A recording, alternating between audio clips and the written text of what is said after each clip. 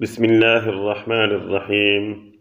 حضرت عائشہ رضی اللہ عنہا سے روایت ہے کہ قلت یا رسول اللہ صلی اللہ علیہ وسلم ارأیت ان علمت ای لیلۃ لیلۃ القدر ما اقول فیها قال قولی فیها اللہم انک عفو تحب العفو فاعف عنا۔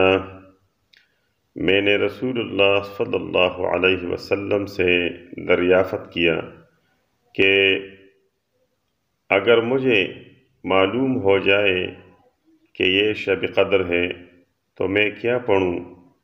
آپ صلی اللہ علیہ وسلم نے فرمایا یہ دعا پڑھو، اللہم انک عفو تحب العفو فاعف عنا، یعنی اے اللہ تو بہت معاف کرنے والا ہے، معاف کرنا تجھے پسند ہے، بس تو مجھے معاف فرما دے۔